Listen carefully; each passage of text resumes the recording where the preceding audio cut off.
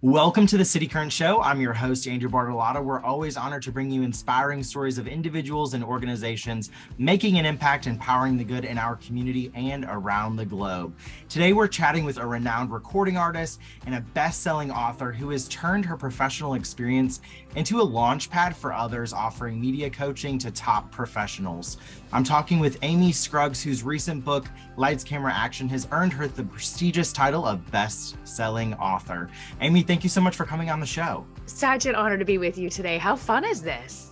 Oh my gosh, so much fun. And I can't wait to dive into your career and all the great work that you're doing in philanthropy as well.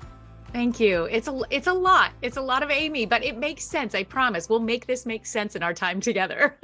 Talk about your journey and how you managed to excel in such diverse areas. Andrew, it really all comes down to the power of the word shift. I think we've all had experiences where we've hit a wall at some point, or a recession hits and life hits. And my journey as to why I have these multiple backgrounds that are part of my career is an example of that. Because I started in sales, in wholesale and real estate mortgage in the 2000s in Southern California. And in 2008, that disappeared overnight. Actually, 2007 for me, the job that I loved, working with professionals in mortgage and real estate and presenting and being confident and in sales, it vanished. And so I had a choice to make, to bury my head in the sand or find that next avenue. Well, I had been performing my entire life. I started singing and playing piano at 3. I was already in cover bands performing all over Southern California. So why not? Why not take this opportunity? I'd been to Nashville and recorded in 2004 in the midst of still in my sales business. And I said, why not take this opportunity and go ask for the business as a recording artist and do it the right way? And I did. And I went out and toured then for the next 7 years, opening for some of the biggest names in country music. But what's the most proud point for me was the 3 years of that I spent as the American Veterans of California spokesperson. So I was working with the veteran community, performing at veteran events, and that was a really empowering time. And again, learning about service organizations, about giving back and what that really looks like, especially for nonprofits who need that visibility. So I was winding together my sales, my speaking, performing, and it was all one life, and it was beautiful. And doors opened eventually over the next years to be back into leading sales teams, coaching while still performing. And then the opportunity opened up to be a TV host for 5 years for a national show. So that comes together where all of a sudden, wait a minute, I keep adding these tools to my tool belt. And all of it comes down to really being comfortable speaking, comfortable in communications, and being comfortable in front of the camera. So that kept leading up more and more as I was used to doing television and radio interviews and live audiences and working with other professionals. And then the pandemic hit. Talk about a shift. We all shifted. The world shifted, and I watched the world go on camera, and I went, oh my gosh, this is what I do. This is what I help people with. And so I don't think I have left this desk for the last 3 years as I have been able to take this opportunity to say, let me help you. Let me help you with your message. Let me help you with your confidence, with your communication. Let's come together and really make this work. And as the world opened up, we still have a hybrid virtual. Social media is huge. I still have the opportunity to perform and speak, and it's really beautiful to see how it's come together. I love that. And over 70% of people, probably closer to 80% or even 90% of people are terrified of public speaking. And so when you shift into this hybrid virtual work model and we spend hours a day on Zoom and Microsoft Teams and whatever technology you are using, you are at the forefront. You can't just hide in a meeting. Those days are over. Sit under the desk. Yes. So you are first and foremost in a video. You are front and center. And so your work involved with media coaching is huge for those that may even not be in front of the camera, but as far as a traditional camera, but with their work every day, public speaking is a part and large part of their work.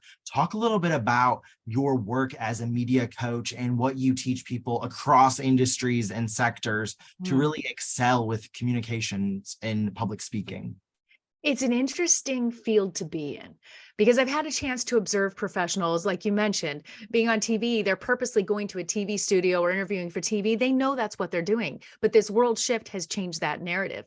And I think that at the beginning, when we were seeing some of the Zoom disasters, there was a little bit of forgiveness because nobody knew what to do. People are standing up in front of the camera, blurry lenses. I actually watched a professional eat a sandwich off his stomach early on in the pandemic. And I thought, okay, we've got to level this up. But today we do not have the tolerance for this anymore, nor should we. We're well well beyond that point.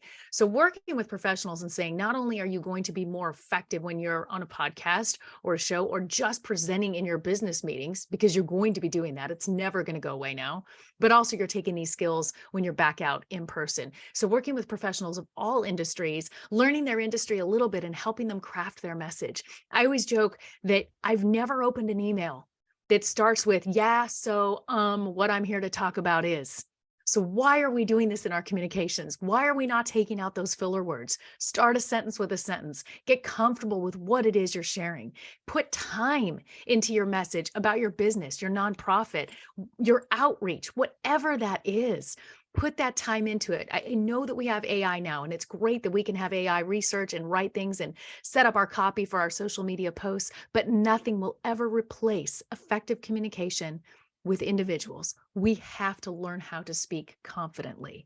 And it's really fun to be behind the scenes and take someone who's maybe nervous in front of the camera, maybe even nervous in business settings at how they present themselves with the filler words and the insecurities, and find their vocabulary, find their confidence. And it comes down to the self-awareness. So I work a lot with self-awareness before we get into those deeper, more intricate skills. But I have literally watched professionals transform individually and even in times of group coaching. And it's so rewarding, because then their business expands or their nonprofit creates more visibility because they're on point. I love that. Very well said. And it's so true. I just look at sort of even my role in City Current and how it's changed across from early pandemic days to now, being more in front of the camera, and some of the work in my confidence that has built from stepping outside of my comfort zone and sort of putting away the head trash that we always fill ourselves up with, you know, do you look okay? Are you going to stumble over your words? What are some of the things that are in the background? What are you wearing? What's going on? And so are you losing your train of thought? I mean, there's so many things that your brain just continues to put in there. And then when you're confident in your communication skills, you excel both in your personal and professional life. And it's so cool to see how it really trickles and spiderwebs out into so many other opportunities, because you sit and you are your fullest self and confident. Yes, thank you. In the book, I did reach out. It's not just me all sharing just what I think in this book. I put it together during the pandemic, like a lot of authors did, but I reached out to my sphere and said, help me with this. I want your point of view. And one of them was the amazing coach, John Robinson. He was the championship coach for USC for years, along with the LA Rams. And then in 2019, as the head coach advisor, brought LSU to their championship right before the pandemic. Amazing, amazing individual. So I reached out to Coach. He's in his 80s. And I said, Coach, why is it so important that the athletes watch the tape? And his answer just blew me away. And it's such a powerful teaching point for all of us, because he said, Amy, they learn the game from the tape. They learn the plays from the tape.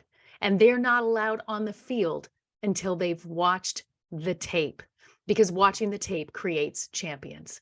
And isn't that true for all of us? The self-awareness of watching ourselves and learning what it is we're doing, what our facial expressions are doing, our body language, our words, that familiarity. Without that, how can we go be a champion in what we're doing and anything we're doing? I can't be. As a recording artist, if I don't listen to my voice, listen to the music, the tone, and create growth on that, I'm not going to be a champion in that space.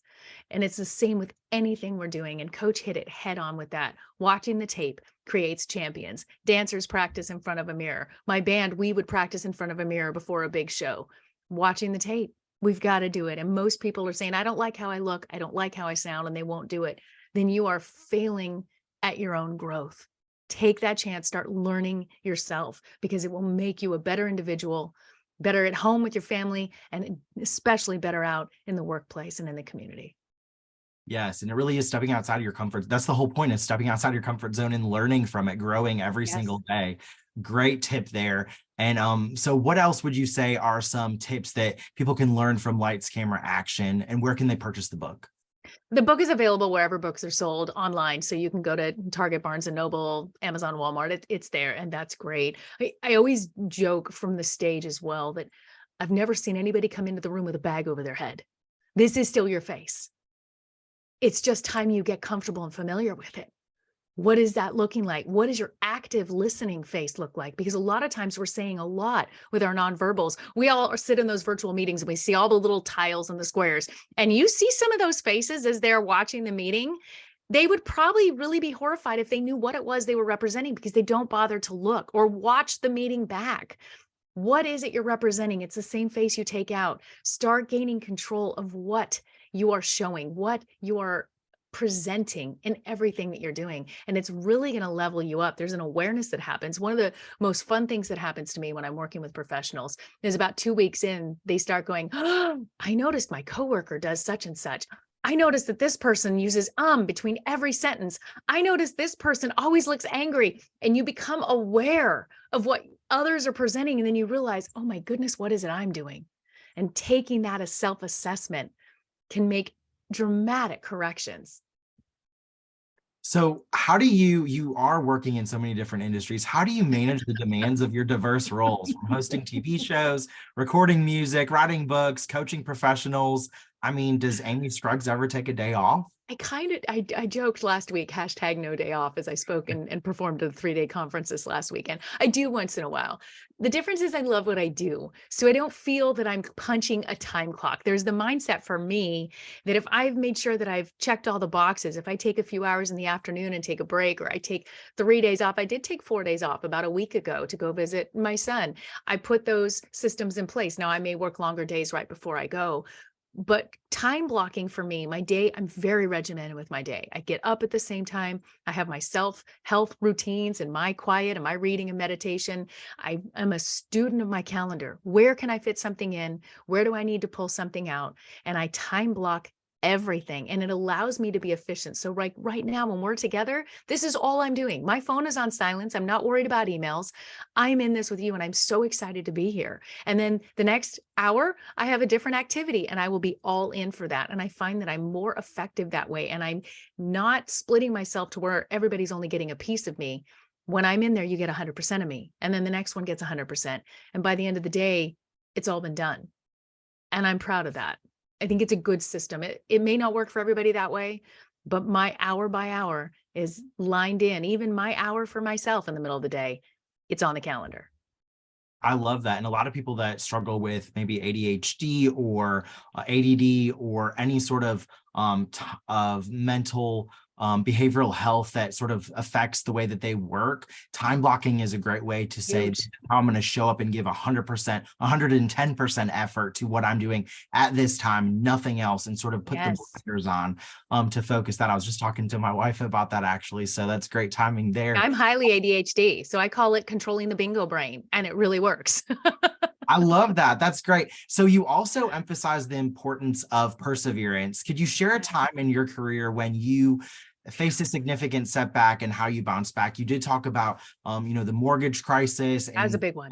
that's a huge one. And so that might be the biggest one, but is there another one that you'd like to share about in your career and how you sort of pivoted or bounced back from it, and what maybe some people can learn from that? Yes, there have been several times. Every time I think, hopefully this is the last one, it's never the last one.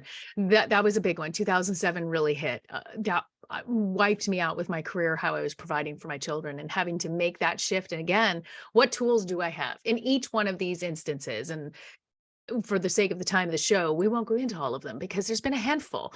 But every time something hits that throws us a curveball, I look in my toolbox and I don't say, oh no, I don't have this and I don't have that, but what do I have? And at the time, it may only be a hammer and screwdriver, but it's enough to go build something new. And so I look at the tools. And at that time it was, I have the musical talent. I have some connections. I love doing it. I mean, I put a tour together before I had a band. So sometimes you just have to put the faith in that and put yourself out there, and then find those tools and those resources, and the details will come together. And then another time was in 2011. My time with the AMVETS had come to an end. Our contract ended, and it ended the same time that I had some other tragedies happen. We lost our home and my bass player died suddenly. So that's a big one. And I had to make some shifts. But I decided it's okay to go back into sales management and coaching business professionals. So I made that transition back into the real estate and mortgage world because it was just starting to open up. And that was terrifying. And it was disappointing. And I could have been frustrated and mad and felt defeated. But I thought, wait a minute, what can happen with this? And I had no idea that 5 years later, there'd be a national TV show waiting for me to go host. Wow, had I not endured that and persevered and taken those tools into the next thing, those new things wouldn't opened up. So every time I kind of get hit with another blindsided moment, just like COVID did to all of us, we have to look and say, what tools do we have? How can I empower myself to shift and create? Because sometimes what we need is maybe only 2 steps aside. Maybe it's not so far away, but if I just make a small adjustment, I can go into the new flow and find new opportunities.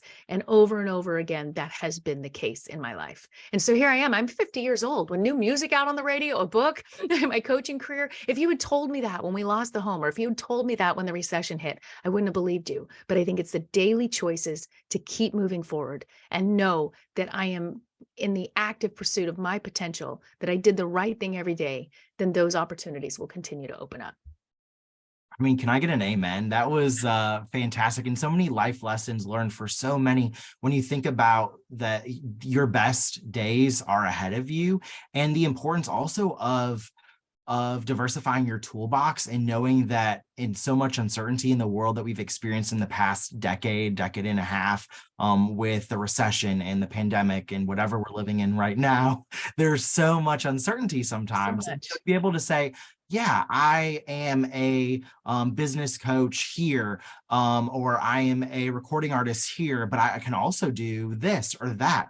And Yes. knowing that, yeah, you may only have that hammer and screwdriver, but you also have a measuring tape in there. And if you dig a little deeper, you may have I don't even know another tool, but there's some other tools there that you could have. And that really does, in this world, you have to diversify what you are doing to Yes. continue to be successful and to expand Yes. your growth. And so kudos to you to really be Thank able to you. say, you know what, I'm not going to stick in one sector. And I know that it has been challenging for you to say, okay, if I'm going from recording artist to go back into the mortgage world, what does that mean for my music? Well, it Yes. also means that in your mortgage world, you may learn some lessons that you can apply to your touring and to being savvy in the investment of being a recording artist and such. And Yes. there's so many interwoven lessons that you learn across sectors. And to be able to say, I am this, and this, kudos, because you Thank are you. excelling at all of them. So You as hit that head on. That was thank you. dead on. Those skills and each thing, the business skills and sales allowed me to be more efficient in planning the tours or executing the different decisions with the music. My passion for music allows me to bring passion to my clients and understand that I'm giving their moment to have their time, maybe on a stage or on a podcast. This is their moment to shine. And I know what that feels like because I've been there. So both of those things allow me to be better at the others. And when I get hit with a bad day, because believe me, I still get knocked sideways left and right constantly. When I get hit with that, I always stop and think, wait a minute, is this happening to me or happening for me? Because 9 times out of 10, each one of these things ended up being something that propelled me to where I'm supposed to be. And it actually happened for me. And if I can keep that mindset, then I'm not afraid of what's ahead. So many people can learn from that. And that's a great mindset to have. You've been successful in music, TV, as an author. Tease us with what's next for Amy Scruggs. Are there any exciting projects in the work that you can share with us? I am hoping to put together to go back to Nashville and finish the album. I work with Fred Mull, an amazing producer. James Ray is my A&R, and it would be incredible to go back and actually finish this project. I really would like to get that done maybe in the next 12 months. But other than that, I'm enjoying, we have 6 grown kids. And so I'm actually enjoying helping them with some different phases of life right now. Youngest one is just finishing her first year of college. So any in between time, I'm actually making sure that I'm being accessible and available as a mom, because it is much harder, I feel, in today's world with adults than it was when they were small children. The needs are greater, the problems are bigger, and they're more expensive. And I think that we need to be able to help guide and give our kids the resources that they need, that is for today, not well, back in my day, we did it this way, so you need to do it that way. That world doesn't exist. And parenting and guiding and mentoring my older children with what's relevant with today's world, I think, is the most important thing. And that is where I'm really putting in that extra time. Well, thank you for talking about being a parent. I have 3 under 3. And so Wow. for my wife and I, every day is a new adventure. And so being a parent and a thought leader for 6 living, breathing human beings that you have to really be there for that's a job in itself, and more It than a is. job in itself. And It so is. thank you for talking about that, because a lot of us professionals, we say we're this and this, and we forget to share that we are a loving husband or wife or caregiver or mother, father. And so that's a huge part of your DNA and ethos and who you are and who you show up as. So I am a wife and an executive director to a lot of grown children and helping them advance in their careers. And they've had loss and job losses and changes. And one just moved to another state and all the things that they need help with for those adjustments. And we never stop being a parent, ever. I've got them from 33 down to 18, and they need that guidance and support all the way through. Yes. Where does Amy Scruggs find her motivation and inspiration to continue creating, performing, and coaching? I get such reward. A great example this weekend, for a Rotary conference, I was the MC, a speaker, and I was able to perform. And that feedback, that joy, the audience, meeting new great professionals, people that are doing good in the world, that makes me go, okay, I could do that again tomorrow. That was fantastic. Anytime I really put myself out there and I'm able to make that really energetic connection with others that are like-minded, that also want to move forward in their life and in the world and give back, it just recharges me to keep doing it. It's because it's not about me, it's about collectively what we're all doing and bringing our talents together to accomplish. And it feeds your soul, but also provides other people with inspiring stories and actionable ways to make a difference. Where can people go to learn more about you, your coaching services, purchase your book, and just follow your efforts? Luckily, I have a very uncommon name with Amy Scruggs, which is why it's country. There's no other option. If you Google Amy Scruggs, you cannot miss me. AmyScruggs.com, Amy Scruggs Music, Amy Scruggs Media, all social media handles. Just put in Amy Scruggs. You cannot miss me. And reach out, DM, send an email. You can reach me through the website. It's all there. Well, Amy, you've been such a delight to interview and to really learn more about your story and your passion. Thank you so much for coming on the City Current Show. Well, thank you for what you're doing to make the world better and the incredible show that you have provided to everyone. It was an honor to be with you today. Thank you.